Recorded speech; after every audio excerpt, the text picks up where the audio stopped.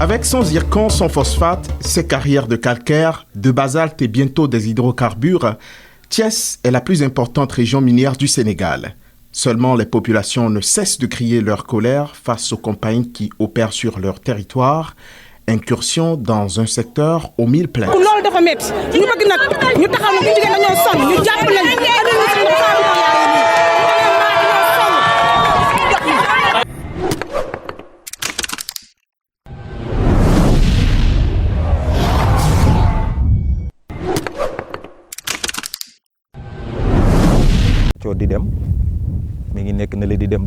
Manpan Bay était un maraîcher prospère. Mais il y a quelques années, il a été obligé de quitter ses champs. Quand les gens des GCO venaient prendre nos terres, j'avais déjà vendu une bonne partie de mes productions. Ça m'a rapporté plus de 3 millions, mais tout n'était pas épuisé. Je venais juste de planter des carottes, j'en avais pour environ 250 sacs. J'avais aussi des aubergines et tous les 15 jours, je récoltais au moins 60 sacs et je vendais les sacs à 2500 francs.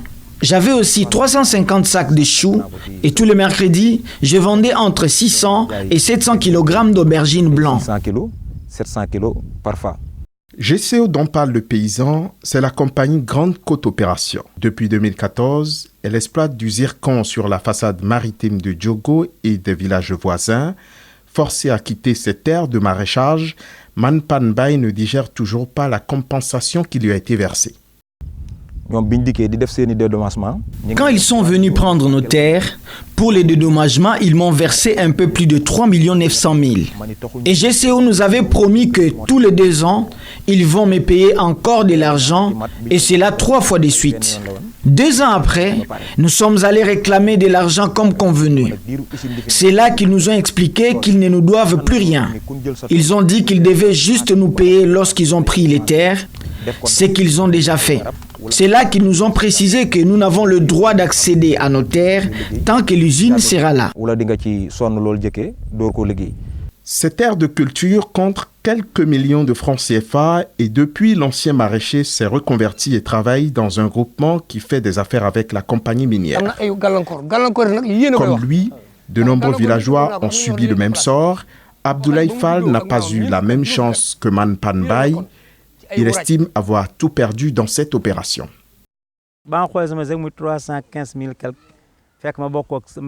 Quand j'ai regardé le chèque qu'ils m'ont donné, c'était écrit 315 000 et quelques et on devrait se partager cet argent entre 7 personnes. Chacun s'est retrouvé avec 50 000 ou 65 000 francs.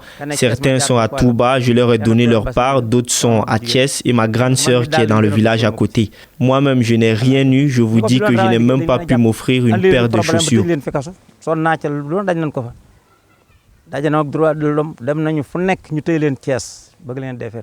Ceux qui protestaient contre cette injustice ont été arrêtés et envoyés en prison avant d'être relâchés après. On a amené l'affaire partout, notamment chez les défenseurs des droits de l'homme et ailleurs, ce qui fait que personne n'ose plus dénoncer cette affaire dans le village parce qu'on a peur.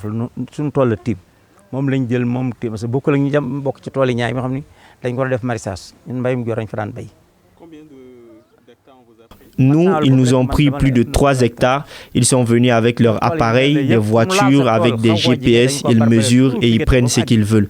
Après, ils mettent des piquets et des barbelés pour délimiter l'espace. Ils ont fait ce qu'ils avaient à faire et ils sont partis.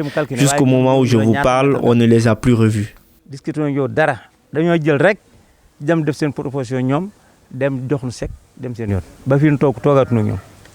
Face à la grogne qui monte dans le village, la compagnie minière ne manque pas d'arguments. Nous avions rencontré certains de ces dirigeants qui n'ont pas souhaité se prononcer devant la caméra, mais ils assurent avoir appliqué l'un des meilleurs barèmes de compensation au Sénégal, entre 750 000 et 3,5 millions de francs CFA à l'hectare. À Diogo, la question foncière n'est pas la seule cause de la colère de certains villageois. Mambay est un employé de la mine, mais cela ne l'empêche pas de dénoncer le peu de places réservées aux populations directement impactées. Si vous avez une équipe, par exemple, de 10 personnes, sur cette équipe-là, peut-être tu peux dénombrer pratiquement 3 personnes ou bien 4 personnes. tous les 5 personnes ou bien tous les 6 personnes ceux qui restent n'habitent pas Diogo. Donc tu vois, même pas la moyenne. C'est ça le problème. Et ces 3 personnes-là, ou bien ces 5 personnes-là, ils ne font que de nettoyer les toilettes. Tu vois ce que je veux dire? Balayer l'équipe. Ils n'ont pas été responsabilités. Tu vois. Donc il y a peu de gens qui ont des postes un peu aisés comme la mienne. Il y a pas mal d'étudiants qui ont des postes similaires à la mienne. Mais tous les autres n'ont pas cette opportunité-là. Sur ce point aussi, les dirigeants de la compagnie répondent qu'ils ne peuvent pas embaucher tous les jeunes des villages concernés. Grande Côte Opération rappelle aussi qu'elle a beaucoup investi dans les services et infrastructures socio-communautaires, à l'exemple de la mutuelle villageoise que dirige Bassirou Fall. Dans la zone, 98% des populations est maraîcher. Parmi ces populations, certaines ont été impactées par les activités d'extraction minière des GCO. Et pour compenser un peu, par exemple, le mécontentement de ces populations, GCO a financé une mutuelle d'épargne crédit de 50 millions. Et cette mutuelle est autogérée par les populations elles-mêmes. Moi, qui vous parle, je suis le président du conseil d'administration. Rien que cette mutuelle a permis à plus de 200 maraîchers d'accéder à des semences et des matériels agricoles. Par exemple, ce qu'on peut dire, c'est que par rapport à ce que la société gagne dans notre sous-sol, c'est ça le problème. Est-ce que le montant qu'il nous a alloué par rapport à ce qu'elle gagne dans nos sous-sols, parce que nous, jusqu'à présent, on ignore ce qu'elle gagne. On ne sait pas c'est combien. Mais on ne peut pas dire que la société ne fait rien. Là, vraiment, c'est pas possible. Ce village sorti de terre il y a quelques années est l'œuvre de la compagnie. Dans la cité, ces familles bénéficient d'un cadre plus moderne que les habitations précaires où elles vivaient. Mais ici aussi, des voix s'élèvent pour dénoncer des promesses non tenues.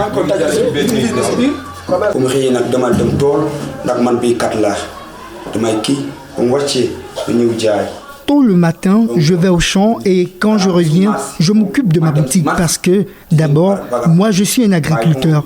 Après, je rentre chez moi le soir.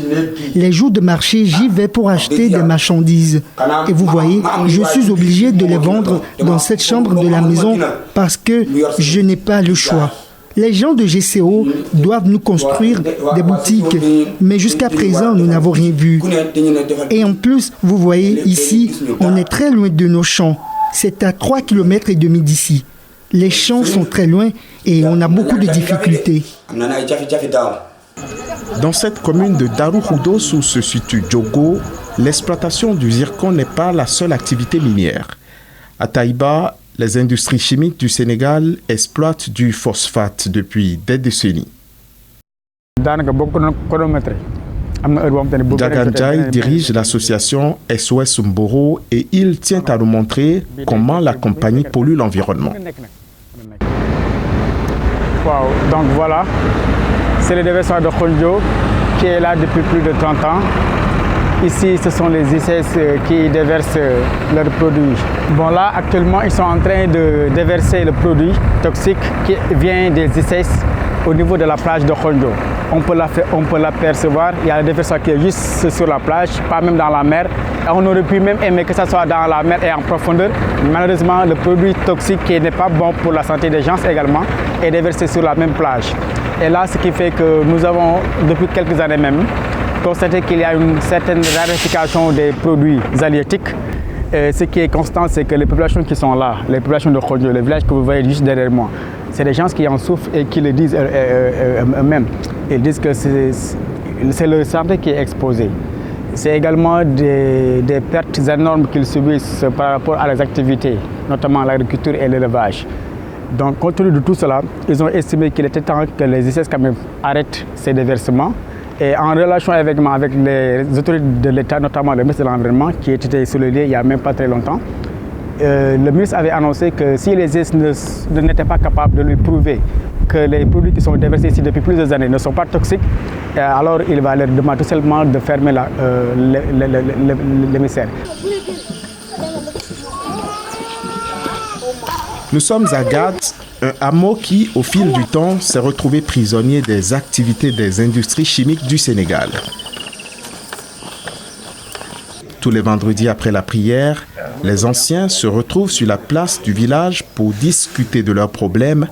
Désormais, face à la puissante compagnie, les villageois ne rêvent désormais que de partir.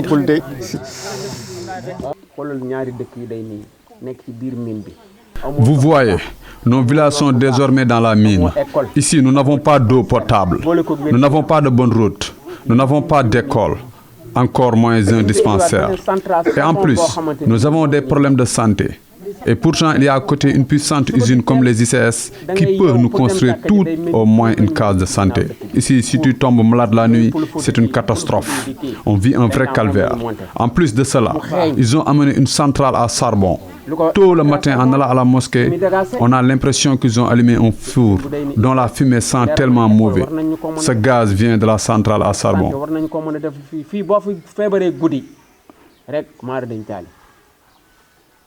Dans les 3 villages qu'il y a ici, ils nous ont dit qu'ils vont délocaliser Ndoyen et laisser Gat et Ngomen. Cette information, c'est le chef de notre communauté rurale, Alélo, qui nous l'a donnée. Il nous a appris que l'usine dit que ces moyens ne peuvent pas déplacer les 3 villages. Ils vont donc laisser Ngomen et Gat, notre village. Ils disent qu'ils vont faire partie les autres villages après. Ils ont parlé de cette affaire depuis des années, mais jusqu'à présent, plus rien.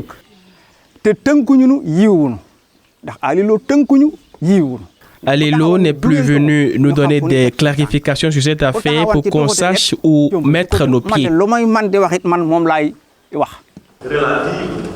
Ici réunis, les représentants des localités impactées par les activités des compagnies minières dans la région de Thiès. Ils se retrouvent avec les leaders de la société civile de la région pour exposer leurs problèmes. Phosphate, zircon, basalte, calcaire et bientôt des hydrocarbures. Avec ses potentialités et les activités en cours, Thiès passe pour être la plus importante région minière du Sénégal. Des richesses qui n'apportent rien de concret aux populations, selon le coordonnateur régional de l'Observatoire national pour le respect des droits humains dans le secteur extractif. Le croissant vaut mieux que la croissance. Le croissant, c'est le pain quotidien, c'est le ressenti. Si on a des bons cotes, on a de bons rapports, on a des réalités, c'est bien. Mais et ces populations, quel est l'impact de ces exploitations? Non seulement pour l'économie nationale, mais pour l'économie locale, l'impact est très faible et très minime. Donc cela pose problème. Seules les populations peuvent changer, inverser le cours des choses. En quoi faisant? C'est-à-dire étant bien informées, qu'elles aillent vers l'action contentieuse, qu'elles puissent rester en justice ces multinationales, parce qu'il y a des organes de juridiction bien dédiés pour cela, mais les populations aussi n'ont pas cette culture. Parce que comme je disais, il y a la technostructure et la zérostructure au Sénégal. La techno, c'est les élites, comme nous, comme tant d'autres, qui comprennent les enjeux, mais nous ne pouvons pas, non pas la majorité ou la masse critique pour faire bouger les lignes. Mais ces populations, une fois informées, peuvent, sous forme de rapport de force très intelligent, inverser la tendance pour que leur vécu au quotidien, comme je dis, leur ressenti soit amélioré. Pousser les populations à prendre leurs responsabilités face aux compagnies minières, c'est un combat que la société civile mène depuis de longues années et les initiatives ne manquent pas. Nous travaillons dans le cadre du projet Baromètre de l'engagement citoyen, qui est en fait un projet qui vise à encourager les femmes et les jeunes pour qu'elles participent davantage au processus de gouvernance communautaire lié aux industries extractives. Et dans le cadre de ce projet, Enda Diapol a commencé par renforcer les capacités, après une étude baseline qui nous a permis d'avoir la situation de référence au niveau des différentes zones d'intervention. Enda Diapol a renforcé les capacités des parties prenantes sur les instruments juridiques pertinents du secteur minier. Cela leur a permis d'avoir une meilleure connaissance, une meilleure maîtrise des enjeux liés au secteur. Après cette formation, nous les avons organisés par la mise en place de comités de veille et de contrôle citoyens qui sont composés en fait d'élus locaux, d'organisations de la société civile, de l'administration, mais de toutes les parties prenantes qui agissent autour du secteur au niveau local. L'objectif, c'est de avoir des plans d'action et de pouvoir les mettre en exécution. Le paradoxe de l'abondance, c'est le cas de ces populations pauvres et très démunies, pourtant assises sur un sous-sol gorgé de ressources. Le nouveau code minier voté au Sénégal en 2016 est censé pourtant apporter plus de protection aux communautés impactées par les activités extractives.